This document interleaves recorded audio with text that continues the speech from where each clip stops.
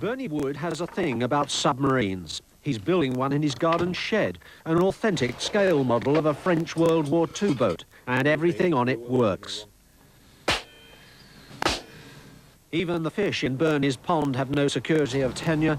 They're frequently evicted on a temporary basis to make way for test firings.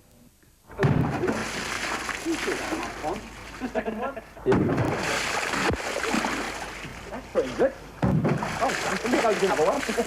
Bernie's neighbour, another model submarine buff, has built a garden pool to operate his models. Miniature working submarines offer their builders a range of technical challenges. Water and electrical machinery do not mix, and the signals from radio-controlled transmitters don't travel far underwater. A submerged model submarine can be lost in a deep and murky pond. You've got these sort of wizards, they reckon they've been down 20, 30 foot, but I find that impossible to believe. The best way to operate a radio-controlled submarine is close in at about 2 or 3 foot depth. You wouldn't get me playing in large lagoons 20, 30 foot deep, because you're talking that you spend a lot of time building and constructing the model, and you put a lot of money into it. At the end of the day, you break your heart just to lose it, just by playing in somewhere you don't know what is at the bottom of the lake. The fail-safe system that many submariners fit in their models detects any substantial loss of contact with the transmitter and automatically commands the boat to surface. But it could still fall prey to mud or tangled underwater weeds, and a man-made pool of clean water is the safest place to sail a valuable model.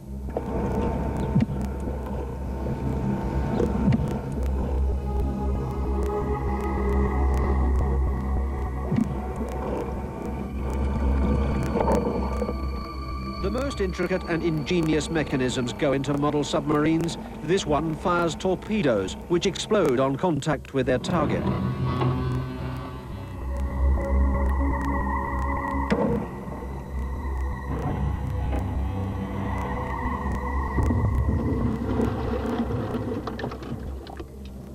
Model warship and submarine builders are particularly keen on authenticity of detail.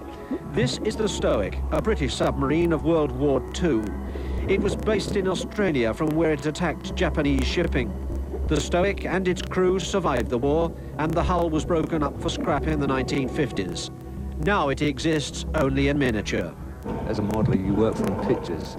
You can get drawings, but the point is that drawings are no good to get the detail if you want something to look the part. You can only go so far with pictures. You can't get down to the minute detail on there. There's a lot in the conning tower that obviously shouldn't be there, but to me, it looked good, it looked the part, so that's why it's there.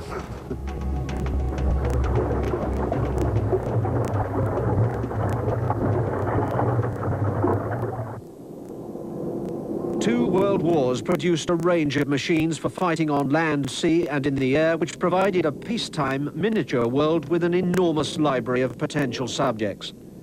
The Battle of the Atlantic was a deadly struggle between German U-boats, Allied convoys and the Coastal Command aircraft sent out to protect them. This is a model of a German U-boat which carried anti-aircraft guns on its deck and had a snorkel tube for reaching up to the air above the surface while the vessel itself stayed underwater. The subject of this model was sunk in the closing stages of the war. Model yacht enthusiasts put all their skills into sailing their boats in competition rather than producing detailed scale models of full-size vessels. And the competition is fierce. Collision there. I called out no water, and you said... I'll protest, Mr. You protest me then, all right. Somebody has protested at another competitor's manoeuvre, and the disputes committee gathers to adjudicate.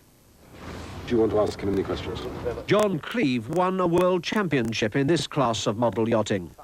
We sail round the same sort of course as full-size boats, and the rules are almost identical. So in a day we can have 15 races, whereas in full-size boats you probably only get 1 or 2.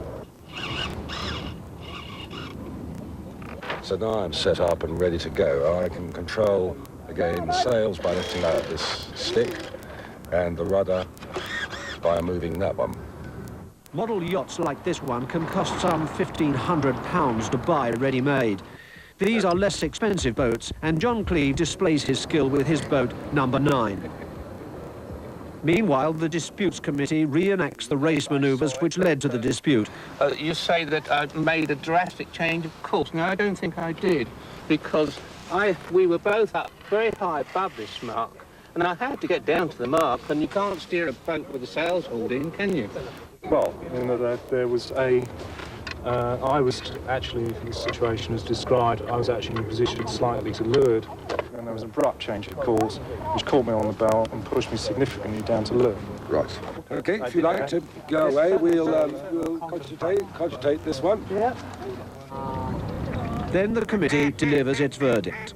And therefore, I'm afraid this boat had no right to bear away on top of that one stand because it was well outside the circle.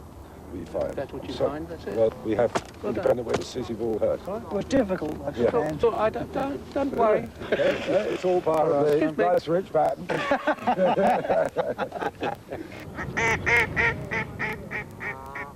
Some enthusiasts for waterborne models make a point of looking for ships and boats which present the greatest opportunity for reproducing the detail of deck equipment, rigging and superstructures. It took me nearly 12 months. Each plank on the deck is individual. I used to fly planes, but at the end of the day I was fed up taking the shovel and digging the things out of the ground. Where that's these, if you lose them, they just drift to the side of the pool.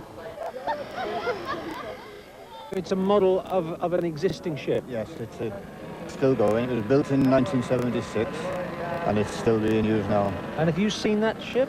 I have actually been on the ship to take photographs to enable me to make the model.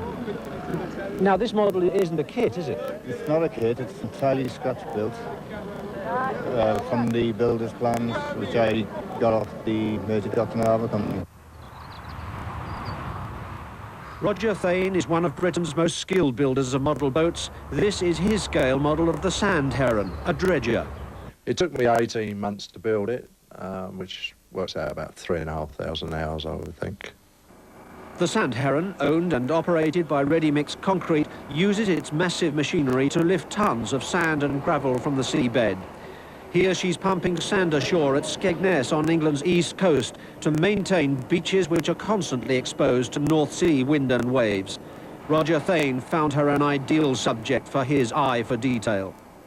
I felt it was a challenge. It's got packed with machinery, particularly the unloader, etc. I wanted one of these stern launch lifeboats, these self-enclosed lifeboats, that actually go down the ramp on the stern.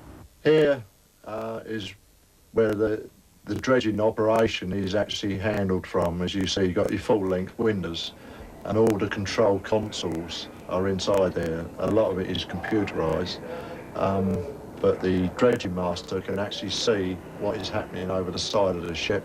A cooperative ship owner gave him access to the plans of the Sand Heron so that his miniature copy of it could be absolutely accurate.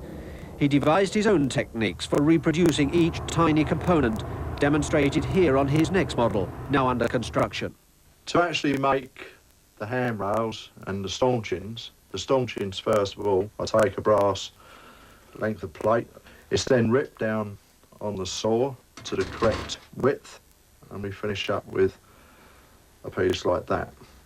And then the wire is threaded all through the holes in turn, bent as necessary around corners and angles, and then they're all touch soldered to keep them in place, and then you finish up at the end of the day with a firm piece of railing. The finished model must not only be accurate in detail, it must lie in the water as its full-size counterpart does.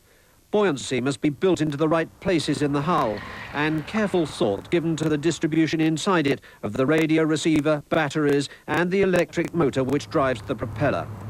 When it's all complete, one of Roger's models can change hands for £7,000 or £8,000. I think I probably had my own way when I was younger. I probably would have gone to sea, but I never did, and perhaps it's one of the things I regret.